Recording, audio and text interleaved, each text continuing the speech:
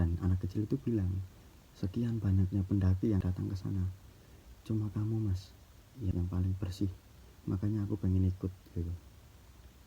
Ya, halo, perkenalkan nama gua Ian, bisa dipanggil Kons.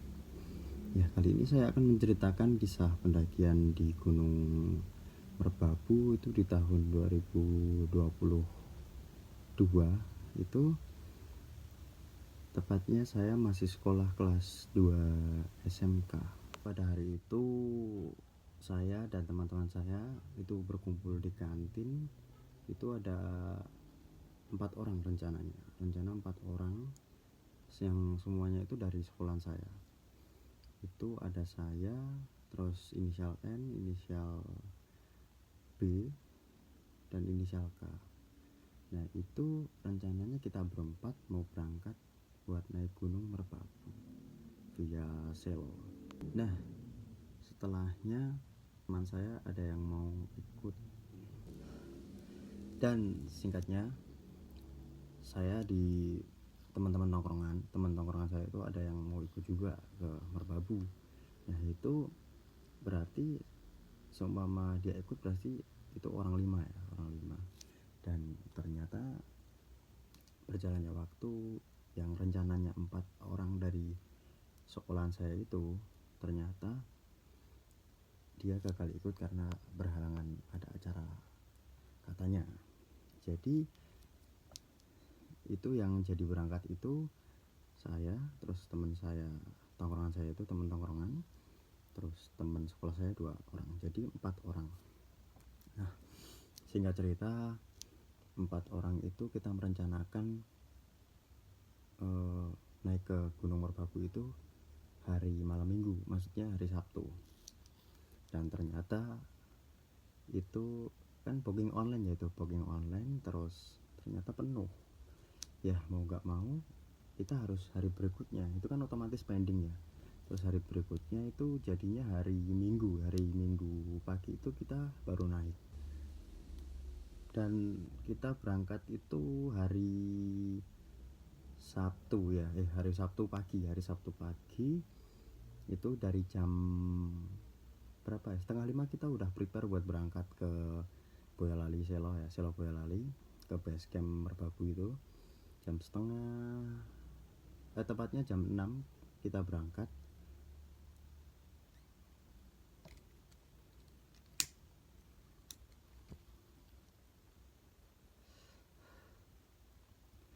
Jam 6 kita berangkat, terus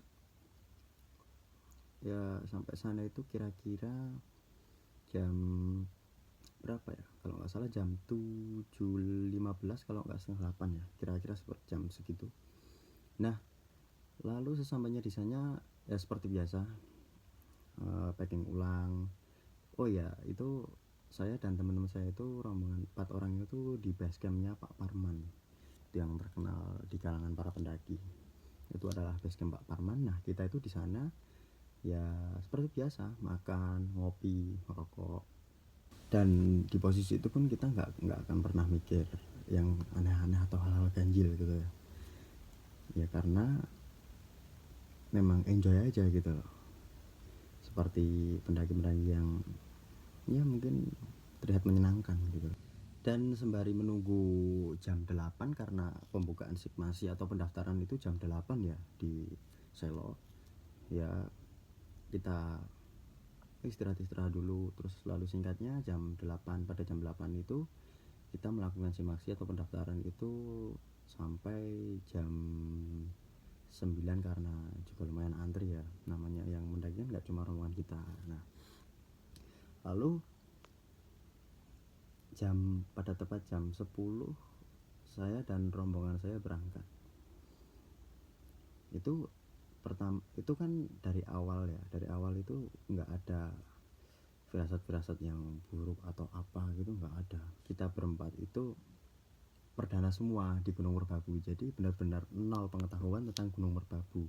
Dan kita itu benar-benar orang yang ya nekat-nekat aja gitu, bisa dibilang ya penting berangkat ya, sama-sama nggak tahu ya udah gas gitu. Dan itu setelah naik dari base camp menuju pos 1 itu hal yang kita tidak inginkan terjadi, yaitu hujan. Ya pertama itu cuma gerimis, tapi kan di gunung lebih baik antisipasi ya daripada terlambat gitu. Lalu kita dan teman-teman kita itu, maksudnya 4 orang itu, kita harus ngeluarin nih jas hujan kita. Kan masing-masing itu di tas paling depan itu di situ jas hujannya, dan ya udah kita harus mengeluarkan punya kita sendiri-sendiri, dan setiap tas itu pasti ada jas hujannya. Ya udah nih, kita sibuk ngeluarin jas hujan kita. Nah, ada satu temen yang inisialnya B itu anehnya kenapa, kan di tas paling depan itu semuanya ada jas hujan, dan itu udah di packing dari base camp tadi. Itu udah dipersiapkan semua yang namanya jas hujan itu ditaruh di paling depan tas, biar kita ketika hujan gampang nyarinya gitu. Tapi anehnya di teman saya yang inisial B itu tadi nggak ada jas hujannya. Kemana? Kan bingung dong. Ya udah, tasnya dia waktu itu masih gerimis, belum hujan tapi masih gerimis. Kita keluarin nih semua barang-barang yang ada di dalam tas, dan anehnya lagi nggak ada sama sekali yang namanya jas hujan di situ. Ya udah, waktu itu jas hujan aku bagi nih. Aku celana, terus dia pakai atasannya. Ya udah, ini nekat aja tuh, kita tetap naik. Waktu itu kita nggak mikir buat yang aneh-aneh, dan ya mungkin kelupaan atau gimana mikirnya kayak gitu. Dan singkat cerita, itu udah melalui pos 1, pos 2. Nah, di perjalanan di pos 2 itu kita ketemu rombongan. Dia itu orang dari Jakarta, itu mahasiswa ya, saya ingat saya itu seorang mahasiswa.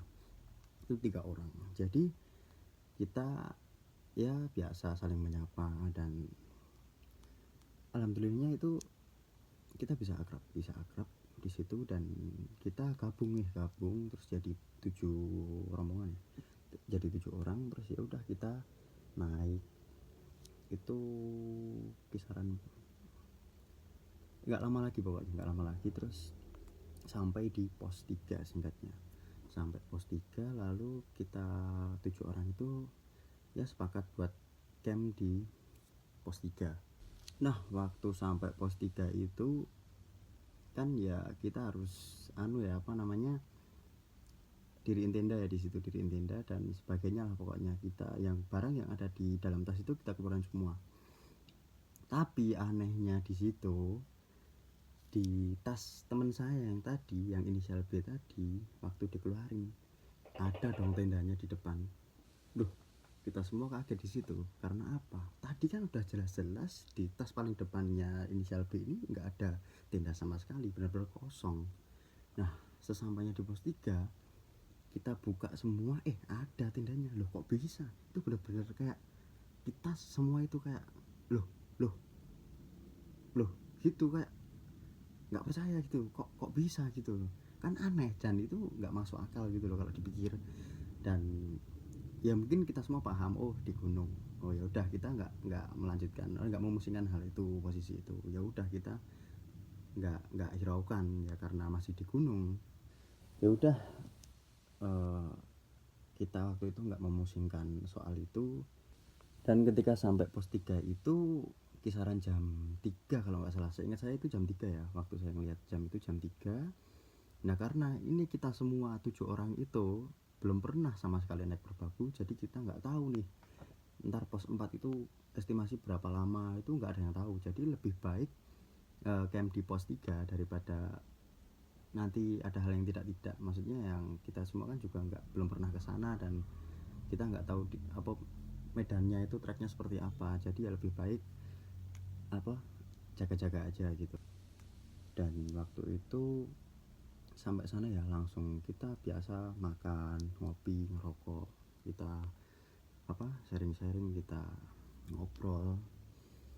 Dan waktu itu mungkin karena itu ya, jadi gini, waktu masak itu kan saya bawa kentang. Nah, bawa kentang waktu itu ya udah nih, aku ya namanya nggak tahu bawa kentang, aku tancap ke garpu, terus aku bakar kan. Kentang otomatis kalau dibakar itu bau kentangnya nyengat banget gitu loh. Nah ya kalian pasti tahu kan kalau bau kentang itu biasanya ada apa gitu ya. Dan karena apa sih ya, waktu itu sebenarnya itu dingin ya, kalau nggak salah itu sekitar 14 derajat ya, 14 derajat. Nah itu padahal karena hujan tadi dan kita itu benar-benar minim persiapan, dan sebenarnya hitungannya itu juga nggak matang persiapannya. Itu barang-barang kita banyak yang basah, padahal ya sleeping bag itu adalah sesuatu yang sangat penting dalam pendakian. Karena apa ya, biar kita nggak kedinginan. Kalau bisa kan kita harus tidur, dan mungkin wajib ya, itu wajib tidur harus pakai sleeping bag ketika di gunung. Nggak di gunung aja harus pakai, apalagi di gunung yang notabene itu adalah tempat yang dingin dan rawan badai gitu loh. Nah itu gobloknya itu semua barang basah, dan kita tidur cuma beralaskan matras, nggak pakai apa-apa, yes katok pendek itu, kaos. Nggak, paling yang bawa jaket ya pasti bawa sih, bawa jaket ya, pakai jaket. Cuma anehnya di posisi itu empat orang yang teman saya, dua teman dari sekolah terus dua teman tongkrongan saya, ini 4 orang. Itu kan beda tenda ya, yang rombongan dari Jakarta itu depan saya, terus rombongan saya dari depannya, ya saling ada depan gitu. Itu yang rombonganku itu yang 4 orang itu sama sekali nggak merasakan kedinginan, padahal di situ semua orang itu pakai jaket itu sampai double terus pakai sarung tangan, pakai pokoknya biar nggak dingin. Tapi anehnya di situ rombongan saya nggak merasakan dingin sama sekali, termasuk saya pun ya ngerasa kayak apa sih, cuma nggak dingin banget, dan ya mungkin sejuk cuma nggak dingin, padahal di situ orang-orang bilang dingin banget. Kan aneh. Saking cerobohnya kita ya, 4 orang ini, yang 4 rombongan aku ya, bukan yang dari Jakarta ya, itu kita terlalu boros air, terus terlalu boros logistik. Dan itu benar-benar malam itu anehnya udah kita nggak merasa kedinginan, terus setiap jam kita lapar. Bayangin itu setiap jam masak, terus ntar apa lagi masak gitu, terus mau tidur, terus bangun lagi masak lagi gitu. Itu benar-benar di malam itu airnya itu tinggal 2 botol seingat saya, 2 botol. Nah itu teman saya tengah malam itu izin ke saya, dia mau buang air katanya. Nah ya udahlah, yang namanya buang air kita tetap harus bawa air ya. Yang tadinya masih 2 itu, terus yang satu dibawa dia. Ya udah dia terus langsung berangkat ke itu, katanya buang air. Nah sesampainya pas dia kebalik ke tenda, aku langsung nanyain dong, loh kok airnya habis gitu, tinggal sedikit banget, pokoknya tinggal sedikit banget itu airnya. Aku sempat emosi di situ sih, maksudnya ini air cuma tinggal 2 botol, terus buang air itu masa boros banget, sedangkan kita itu masih punya waktu buat besok submit air yang banyak, termasuk kita besok juga masak gitu loh. Toh kan ya aku nggak mikir yang gimana, aku mikirnya dia itu boros air. Ternyata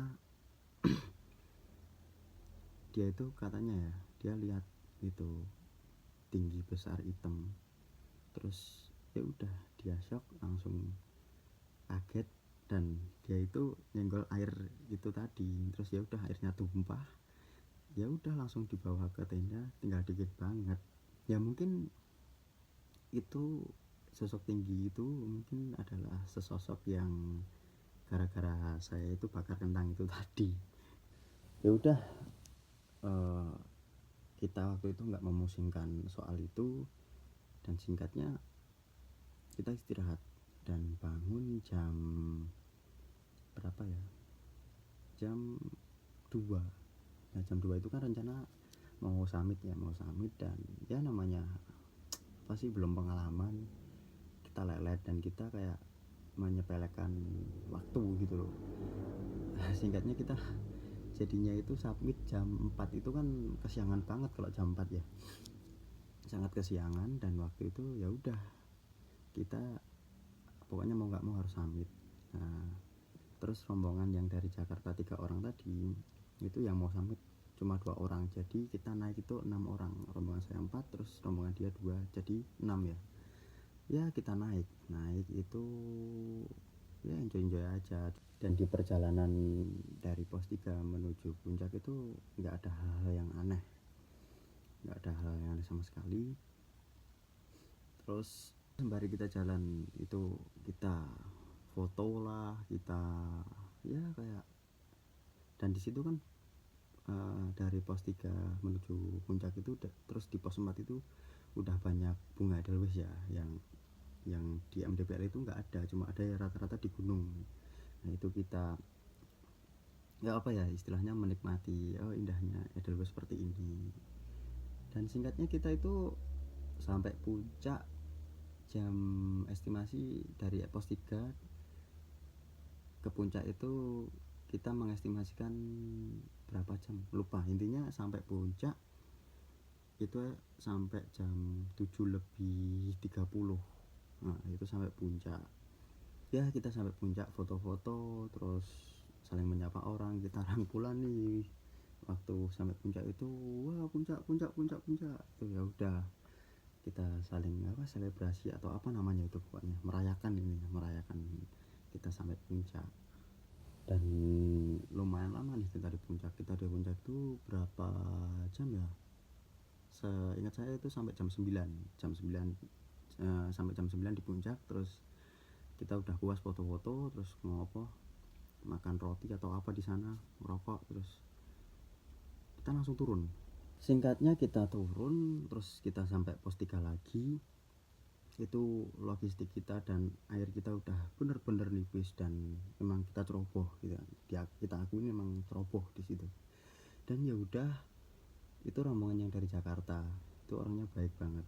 Itu pokoknya waktu itu nggak tahu ya apa kita nggak tahu kenapa dia bisa tahu kalau logistik kita habis terus air kita menipis gitu.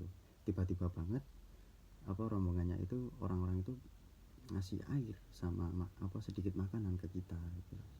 Ya udah kita terima kasih banget di situ, kayak ngepas gitu loh, ini logistik dan air itu udah habis ya, terus tiba-tiba dikasih gitu. Terus ya udah kita nggak mikir gimana setelahnya kita prepare buat turun, kita copotin tenda, kita kemas barang, terus kita turun itu perkiraan jam 12:30 kita turun. Terus sampai pos itu sampai base camp itu jam 3 kalau nggak setengah 4 kalau nggak salah, saya jam segitu ya. Nah waktu turun itu di sekitar pos 2 kita berpisah lagi sama rombongan yang dari Jakarta ya, karena mungkin ya udah capek ini, harus mendingan langsung turun daripada istirahat terus gitu. Terus yang rombongan dari Jakarta itu dia santai banget, terus rombonganku yang 4 orang ini mutusin buat terus jalan aja gitu. Jadi dari situ kita berpisah. Dan kita itu sampai bawah bener-bener kayak orang nggak makan seminggu, kita kelaparan banget. Teman saya itu waktu sampai base camp dia langsung beli makanan terus langsung kayak makannya orang kelaparan gitu loh ya. Enggak dia, cuma kita semua itu kelaparan banget ini. Singkatnya kita sampai di base camp, kita langsung pesan makanan, kita istirahat di situ sekitar 2 jam atau sejam, saya lupa, pokoknya sekisar segitulah pokoknya. Dan tepat sesudah maghrib kita OTW pulang itu udah nggak ngitung berapa jam lagi, intinya sampai rumah gitu. Dan ceritanya nggak sampai di sini. Setelahnya dari teman saya yang berinisial B tadi, yang jas hujannya hilang tadi, dia ada cerita lagi di rumah. Nah waktu dia tidur kan sampai rumah itu jam 8 kalau nggak salah, jam 8 malam itu mungkin setelahnya dia itu terus tidur. Nah dia tidur, waktu dia tidur dia itu mimpi dia disamperin anak-anak, ya anak kecil kan, anak kecil katanya nih, muka yang sini itu dia itu anak kecilnya itu cantik, di cewek ya, jadi sini cantik, terus yang sini kayak katanya itu luka-luka gitu, kata dia nih. Terus dia itu mimpi dia merinding, mimpi kalau dia itu dari base camp sampai ke puncak itu dia dianterin nih sama anak kecil tadi, dan dia heran di situ kenapa dari base camp ke puncak itu cuma beberapa menit. Kata dia itu benar-benar cepet banget waktu itu dianterin sama anak kecil itu. Dan dia di situ tuh melihat kayak apa ya, ada bangunan megah gitu ya, mungkin kalau kita mikir itu adalah keraton atau kerajaan yang makhluk di sana lah pokoknya. Dan di sana itu banyak apa aja pokoknya ada di situ. Dan anehnya anak kecil itu apa sih namanya, semua makhluk yang ada di situ takut sama anak kecil itu. Ya udah, singkatnya dia bangun pagi-pagi. Nah di sini dia kagetnya kenapa, kakinya banyak lumpur gunung, maksudnya tanah gunung. Aneh dong, kan dia sampai rumah udah mandi nih, bersih semua, mandi bersih, terus kenapa bangun tidur ada lumpur-lumpur tanah gunung di situ? Kan aneh. Maksudnya gini, apa dia semalam itu benar-benar dia ke gunung lagi, maksudnya dia masuk dimensi yang bukan dimensi kita, dia naik ke gunung lagi, raganya atau apanya gitulah, saya juga nggak paham. Mungkin dia naik ke gunung lagi terus dia turun lagi dalam waktu singkat gitu loh ya. Karena teman saya itu juga heran, dan mungkin bapak ibunya itu juga kaget, loh kok bisa ini di kasur banyak tanah gitu. Lalu dia tanya nih ke orang yang bisa, atau kita bisa sebut itu orang pinter ya. Lalu dia menanyakan, katanya dia itu ada yang ikut dari Gunung Merbabu itu, ada yang ikut ke dia gitu. Ya ternyata bener, yang ikut itu anak kecil tadi. Dan katanya itu, kata anak kecil itu ya, dia itu ikut teman saya yang berinisial B ini karena dia orangnya bersih, suci gitu, bisa kita bilang suci. Dan anak kecil itu bilang, sekian banyaknya pendaki yang ada yang datang ke sana, cuma kamu mas yang paling bersih, makanya aku pengen ikut gitu ya. Lalu teman saya yang dikintilin sama anak itu tadi ngadain kayak apa sih, syukuran atau apalah gitu di rumahnya, biar ya menolak bala gitulah istilahnya. Terus ya udah, cerita selesai. Mungkin itu sekian cerita dari saya ya, pengalaman ya di Gunung Merbabu via Selo. Terima kasih.